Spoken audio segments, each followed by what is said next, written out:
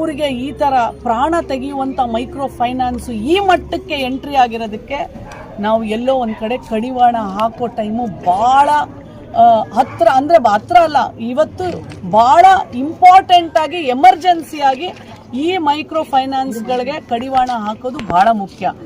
RBI ಬ್ಯಾಂಕಿನ ಪ್ರಕಾರ ಯಾವ ಥರ ರೂಲ್ಸ್ ಆ್ಯಂಡ್ ಕಂಡೀಷನ್ಸ್ ಇದೆ ಅದೇ ಥರನೇ ಎಲ್ರಿಗೂ ಅಪ್ಲೈ ಆಗಬೇಕು.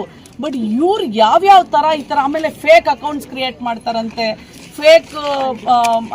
ಫೇಕ್ ಮಾಡಿದಾಗ ಕಂಪ್ಯೂಟರ್ನಲ್ಲಿ ಯಾವುದು ತೋರಿಸೋದಿಲ್ಲ. ಅವಾಗ ಏನಾಗ್ತಾರೆ, ಸಾಲಕ್ಕೆ ಇವರು ಅರ್ಹತೆ ಇದೆ ಅಂತ 1-2 ಸಾಲ. ಇದು ತಡೆಗಟ್ಟಬೇಕು. ನಾನು ಮುಖ್ಯಮಂತ್ರಿಗಳ ಮುಖ್ಯ ಕಾರ್ಯದರ್ಶಿ ಒಬ್ಬರು ಮಹಿಳೆನೇ ಆಗಿರೋದ್ರಿಂದ ನೀವು ಕೊಟ್ಟಿರುವಂಥ ಲೆಟ್ರ್ ಮನವಿ ಅದನ್ನು ನಾನು ತಗೊಂಡು ಅವ್ರ ಜೊತೆ ಕೂತ್ಕೊಂಡು ಮಾತಾಡ್ತೀನಿ. ನಂತರ ಮುಖ್ಯಮಂತ್ರಿಗಳ ಗಮನಕ್ಕೂ ಸಹ ತಗೊಂಡ್ಬರ್ತೀನಿ. ಇದು ಒಂದು ಹಳ್ಳಿ ಅಲ್ಲ, ಕರ್ನಾಟಕದ ಹಳ್ಳಿಗೆ ಹಬ್ಬಿದೆ. ಮುಂದಿನ ಪೀಳಿಗೆ ಈ ಮಹಿಳೆಯರನ್ನು ನಾವು ಕಾಪಾಡಲಿಲ್ಲ ಅಂದರೆ ಅವ್ರ ಮನೆ, ಮಕ್ಕಳು, ಗಂಡ, ಅವ್ರ ತಾಯಿ, ತಂದೆ, ಅತ್ತೆ, ಮಾವ ಪ್ರತಿಯೊಬ್ಬರಿಗೂ ರೋಡಿಗೆ ಬರುವಂಥ ದಿನಗಳು ಭಾಳ ದೂರ ಉಳಿದಿಲ್ಲ. ಸರ್ಕಾರ ಅವ್ರನ್ನ ಸಬಲೀಕರಣ ಮಾಡೋಕ್ಕೆ ನೀವು ತಗೊಳ್ತಾ ಇರೋ ಕಷ್ಟ, ನೀವು ಖರ್ಚು ಮಾಡ್ತಾ ಇರೋ ದುಡ್ಡು, ಅದರ ಪರ್ಯಾಯವಾಗಿ ಅದ್ರ ವಿರುದ್ಧವಾಗಿ ನಡೀತಾ ಇರೋ ಮೈಕ್ರೋ ಫೈನಾನ್ಸ್ನ ಹಾವಳಿ, ಅದರಿಂದ ಆಗ್ತಾ ಇರೋ ಹತ್ಯೆ, ನೇಣಕ್ಕೆ ಶರಣಾಗ್ತಾ ಇರೋ ಹೆಣ್ಮಕ್ಳ ನಂಬರು ದಿನೇ ಹೆಚ್ಚಾಗ್ತಾ ಇದೆ. ಇದು ಭಾಳ ಆಘಾತಕಾರಿ ವಿಷಯ. ನಾನು ಖಂಡಿತವಾಗ್ಲೂ ಇದನ್ನು ಮುಖ್ಯಮಂತ್ರಿಗಳ ಗಮನಕ್ಕೆ ತಗೊಂಬರ್ತೇನೆ. ಮುಂದಿನ ದಿನಗಳಲ್ಲಿ ಇದು ಯಾವ ಥರ ಸರ್ಕಾರ ಒಂದು ಕ್ರಮವನ್ನು ತಗೋಬೇಕು ಅನ್ನೋದನ್ನು ನಾನು ಅವ್ರ ಜೊತೆಯಲ್ಲಿ ನಿಂತ್ಕೊಂಡು ಇದಕ್ಕೆ ಯಾವುದಾದ್ರೂ ಒಂದು ಪರಿಹಾರ ಕೊಡುವಂತೆ ನಾನು ಮುಖ್ಯಮಂತ್ರಿಗಳಿಗೆ ಮನವಿ ಮಾಡ್ಕೊಳ್ತೇನೆ. ಸದ್ಯಕ್ಕೆ ಫೈನಾನ್ಸ್ ಕಂಪ್ನಿಯವ್ರಿಗೆ ಯಾವ್ದಾದ್ರು ಒಂದು ಎಚ್ಚರಿಕೆ ಮಾತು ಹೇಳ್ಬೇಕು ಮೇಡಮ್. ಆಮೇಲೆ ಫೈನಾನ್ಸ್ ಕಂಪನಿಯವರು ಈ ಕಿರುಕುಳ ಮಾಡೋದನ್ನು ಬಿಡಿ. ಆಮೇಲೆ ನಾನು ಹೇಳೋದು, ನಮ್ಮ ಪೊಲೀಸ್ ಇಲಾಖೆ ಇದೆಯಲ್ಲ, ಪೊಲೀಸ್ ಎಲ್ಲಿದ್ದೀರಾ ನೀವು? ಅದ್ರ ಜೊತೆಗೆ ಇನ್ನೊಂದು ಬಾಮ್ಮ ಇಲ್ಲಿ. First of all micro finance ಅವ್ರು ಮಾಡ್ತಾ ಇರೋ ರೀತಿ ತಪ್ಪಿದೆ, ಆಯ್ತಾ? ಅವ್ರೆ ಒಂದು ತಾಯಿ 4-5 ಕಡೆ ಸಾಲ ಹೆಂಗ್ ತಗೊಳ್ತಾಳೆ, ಹೆಂಗ್ ಕೊಡ್ತಾ ಇದಾರೆ ಇವರು ಮೈಕ್ರೋ ಫೈನಾನ್ಸ್ ಅವರು? ಆಮೇಲೆ ಅವ್ರಿಗೆ ಎಷ್ಟು ಗಳಿಸ್ತಾರೆ ಆ ಲಿಮಿಟ್ ಅಲ್ಲಿ ನಾವು ಸಾಲ ಕೊಡಬೇಕು. ಅವ್ರು ಗಳಿಸ್ತಾ ಇರೋದು ಕಡಿಮೆ, ಇವ್ರು ಕೊಡ್ತಾ ಇರೋದು ಹೇಗೆ? ನಾನು ನಿಮಗೆ ಲೋಕಲ್ ಪೊಲೀಸ್ ಸ್ಟೇಷನ್ ಅವ್ರಿಗೆ ಹೇಳ್ತಾ ಇದ್ದೀನಿ, ಮೈಕ್ರೋ ಫೈನಾನ್ಸ್ಗಳ ಹಾವಳಿ ನಿಲ್ಲಬೇಕು. ಅದು ನಿಮ್ಮ ಕೈಯಲ್ಲಿದೆ. ಯಾವುದೇ ಜೀವ ಹೋಗಿ ಕೂಡುದು. ಆಮೇಲೆ ನೀವೆಲ್ಲ ಹೆಣ್ಮಕ್ಳು ಹೆದರ್ಕೋಬೇಡಿ, ಧೈರ್ಯವಾಗಿ ಸ್ಟೇಷನ್ಗೆ ಹೋಗಿ ಕಂಪ್ಲೇಂಟ್ ಕೊಡಿ. ಯಾರೇ ಮೈಕ್ರೋ ಫೈನಾನ್ಸ್ ಅವ್ನು ಬರಲಿ, ಊರ್ ಒಳಗಡೆ ಎಂಟ್ರಿ ಹಾಕೂಡ್ದು. ನೀವು ಊರವರೆಲ್ಲ ಒಂದಾದ್ರೆ ಯಾರು ಒಳಗೆ ಬರಕ್ ಸಾಧ್ಯ ಇಲ್ಲ. ಯಾವ ಏಜೆಂಟ್ ಹೆಂಗ್ ಬರ್ತಾನೆ ನಮ್ಮೂರೊಳಗಡೆ? ನಮ್ಮ ಮನೆ ಒಳಗೆ, ನಮ್ಮೂರೊಳಗೆ ನೀವೆಲ್ಲ ಒಂದಾಗಬೇಕು.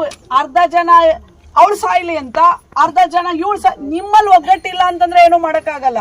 ಆದ್ರೂ ನಾನು ಹೇಳ್ತಾ ಇದ್ದೀನಿ, ಇಷ್ಟು ದಿವಸ ಯಾರು ಬಂದಿದ್ರೆ ಕೇಳಿ ಮೇಡಮ್. ನಾನು ಅಲ್ಲ ಸುನೀತಾ, ನಾನು ಈಗ ಹೇಳ್ತಾ ಇದ್ದೀನಮ್ಮ, ಈಗ ಆಲ್ರೆಡಿ ಒಂದು ಮುಗ್ಧ ಹೆಣ್ಮಗಳು ಸತ್ತಿರೋದ್ರಿಂದ ನಾನು ನಿಮ್ಗೆ ಹೇಳ್ತಾ ಇದ್ದೀನಿ, ಯಾವ ಮೈಕ್ರೋ ಫೈನಾನ್ಸ್ ಏಜೆಂಟು ಬರ್ಕೂಡ್ದು. ಏನಾದ್ರೂ ಮಾಡ್ಕೊಳಂಗಿದ್ರೆ ನೀವು ಸೀದಾ ಪೊಲೀಸ್ ಸ್ಟೇಷನ್ಗೆ ಹೋಗಿ ನ್ಯಾಯಯುತವಾಗಿ ಇದ್ರೆ ಮಾಡ್ಲಿ, ಇಲ್ದೇ ಇದ್ರೆ ಕೋರ್ಟಲ್ಲಿ ಹೋಗಿ ಫೈಟ್ ಮಾಡ್ಕೊಳ್ಳಿ. ತಲೆ ಕೆಡಿಸ್ಕೋಬೇಡಿ ನೀವು, ಅರ್ಥ ಆಯ್ತಾ? ಯಾವುದೇ ಸಾವು ನೋವಿಗೆ ನೀವು ಎಡೆ ಕೊಡಬಾರ್ದು. ನಿಮಗೆ ಮಕ್ಕಳಿದಾವೆ, ಧೈರ್ಯವಾಗಿ ಫೇಸ್ ಮಾಡಬೇಕು, ಗೊತ್ತಾಯ್ತಾ? ಅವ್ರು ಮಾಡ್ತಾ ಇರೋದು ವಸೂಲಿ, ಅವ್ರು ಮಾಡ್ತಾ ಇರೋದು ಒಂದು ದಂಧೆ. ಇದು ದಂಧೆ, ಗೊತ್ತಾಯ್ತಾ? ಇದು ಬ್ಯಾಂಕ್ ತರ. ಈಗ ನಾನು 1 ತಿಂಗಳಿಗೆ ಕೊಟ್ಟಿಲ್ಲ ಅಂತಂದ್ರೆ ಇನ್ನೊಂದು ತಿಂಗಳಿಗೆ ಅದಕ್ಕೆ ಒಂಚೂರು ಬಡ್ಡಿ ಹಾಕಿ ನಮಗ್ ಹಾಕಿರ್ತಾರೆ, ಆಯ್ತಾ? ನಮ್ಮ ಮನೆಗೆ ಬಂದು ನಮಗ್ ಕತ್ತಿಸ್ಕೋತಾರ, ಇಡೀ ರಾತ್ರಿ ಕುತ್ಕೊಳ್ಳೋದಿಲ್ಲ. ಅದು ಮತ್ತೆ ನನಗೆ ನೋಡ್ರಿ, ಜನರು ಮುಗ್ಧರು. ಆ ಮುಗ್ಧತೆನ ನೀವು ಒಂದು ಅವಕಾಶ ತರ ಇಟ್ಕೊಂಡ್ಬಿಟ್ಟು ಅವ್ರಿಗೆ 1-10 ಫೈನಾನ್ಸ್ ನಿಮ್ಗಳಿಗೆ ಏನೋ ಕಮಿಷನ್ ಸಿಗತ್ತೆ ಅಂತ ಅವ್ರ ಜೀವನ ಬಲಿ ಕೊಡ್ತೀರಲ್ಲ, ಅದ್ ಹೆಂಗ್ ಕೊಡ್ತೀರಾ? ಇಲ್ಲಿಗೆ ನಿಲ್ಬೇಕಮ್ಮ ಸುನೀತಾ. ಯಾವ್ದು ಸಾವು ನೋವು ಹಾಕೂಡ್ದು, ಅದು ನಿಮ್ ಜವಾಬ್ದಾರಿ, ಗೊತ್ತಾಯ್ತಮ್ಮ? ಒಂದು ತಾಯಿ ಇದ್ದಾಳೆ ಅಲ್ಲೂ ಸ್ಟೇಷನ್ ಅಲ್ಲಿ ಅಲ್ವಾ? ನೀವು ಭಯ ಬೀಳಬಾರ್ದಮ್ಮ. ಇನ್ನೊಂದು ತಾಯಿ ಎಲ್ಲೋದ್ಲು ಅದ ತಂಗಿ ಎದುರಿಸಿದ್ರಲ್ಲಮ್ಮ ಯಾರಮ್ಮ ಅವರು? ಸಣ್ಣಗಿರೋಳು ಬಾಮ್ಮ ಇಲ್ಲಿ. ಹಾ ಇಲ್ಲಿ ನೋಡು, ನೀನು ಈ ಸಾಲ ಮಾಡಕ್ಕೆ ಇನ್ನೊಂದು 10 ರೂಪಾಯಿ ಬಡ್ಡಿ, ದಿನದ ಬಡ್ಡಿ ಯಾರೋ ಒಂದು ಕೊಡೋನು. ಹಂಗೆಲ್ಲ ಕಾನೂನು ಪ್ರಕಾರ ಕೊಡ್ಲೇಬಾರ್ದು. 10 ರೂಪಾಯಿ ಅವೆಲ್ಲ ಬಹಳ ಏನಂತಾರೆ, ಕಾನೂನಿಗೆ ವಿರುದ್ಧವಾದಂತ ಕ್ರಮಗಳವೆಲ್ಲ. ಇವರೇ ಒಳಗಡೆ ಇಟ್ಕೊಂಡು ಎಲ್ಲ ಈ ತರ ಆಗ್ತಿದೆ ಮೇಡಮ್. ಯಾರು ಅದು ಬಾಯ್ ಬಿಟ್ಟು ಮಾತಾಡ್ತಾ ಇಲ್ಲ ಮೇಡಮ್. ಅಷ್ಟೇ ಸಮಸ್ಯೆ ಆಗಿರೋದು ಇವಾಗ. ನಾನು ಇಷ್ಟೇ ಅಮ್ಮ ಹೇಳೋದು, ಇದೆಲ್ಲ ನಿಲ್ಲಿಸ್ಬಿಡಿ. ಅದೇ ಅಮ್ಮ ನಾನು ಹೇಳ್ತಾ ಇದೀನಲ್ಲ, ಧೈರ್ಯವಾಗಿ ನೀವು ಇವೆಲ್ಲ ಮಾಡಿದೀರಾ, ಫೇಸ್ ಮಾಡ್ಬೇಕು. ಇವಾಗ ನಿಮ್ ಮುಂದೆನೆ ಇನ್ಸ್ಪೆಕ್ಟರ್ ಇದ್ದಾರೆ, ಗೊತ್ತಾಯ್ತಾ? ಎದ್ರಕೋಬಾರ್ದು ತಾಯಿ. ಅವ್ರು ಮಾಡ್ತಾ ಇರೋದನ್ನು ಕಾನೂನು ಬಾಹಿರವಾಗಿ ಮಾಡ್ತಾ ಇದ್ದಾರೆ, ಯಾವುದೇ ಒಂದು ಪಾಲಿಸಿ ಪ್ರಕಾರ ಮಾಡ್ತಾ ಇಲ್ಲ. ಇನ್ನೊಂದು ಮನವಿ ಮೇಡಮ್, ಭಾಳ ವಿಶೇಷವಾದ್ದು. ಈಗ ತಾವು ಒಂದು ಆದೇಶ, ಜಿಲ್ಲಾಧಿಕಾರಿಗಳಿಗೆ ಒಂದು ಆದೇಶ ಮಾಡಬೇಕು ಮೇಡಮ್. ದಯಮಾಡಿ ಮೈಕ್ರೋ ಫೈನಾನ್ಸ್ ಹಾವಳಿ ತಡೆಗಟ್ಟುವ ನಿಟ್ಟಿನಲ್ಲಿ ಸರ್ಕಾರ ಕ್ರಮ ಕೈಗೊಳ್ಳೋರಿಗೆ ಒಂದಷ್ಟು ಕಾಲಾವಕಾಶ ಕೊಡಬೇಕು ಅಂತ ಒಂದು. ಎರಡನೇದು, ಎಲ್ಲ SP ಕಚೇರಿಗಳಲ್ಲಿ SP ಅವರ ಅಧ್ಯಕ್ಷತೆಯಲ್ಲೇ ಪ್ರತಿ ತಿಂಗಳು ಕ್ರೈಮ್ ಸಭೆ ನಡೆಯುತ್ತೆ ಮೇಡಮ್. ಆ ಕ್ರೈಮ್ನಲ್ಲಿ ಮೈಕ್ರೋ ಫೈನಾನ್ಸ್ ಕಂಪನಿಗಳು ಹಾವಳಿಯಿಂದ ಏನೆಲ್ಲ ಸಮಸ್ಯೆ ಆಗ್ತಾ ಇದೆ, ಅದೆಷ್ಟು ಪ್ರಕರಣ ದಾಖಲಾಗಿದೆ, ದಯಮಾಡಿ ಆ ಮಾಹಿತಿ ತರಿಸ್ಕೊಳ್ಳಿ ಮೇಡಮ್. ಭಾಳ ಮುಖ್ಯವಾದ ವಿಷಯ ಮೇಡಮ್.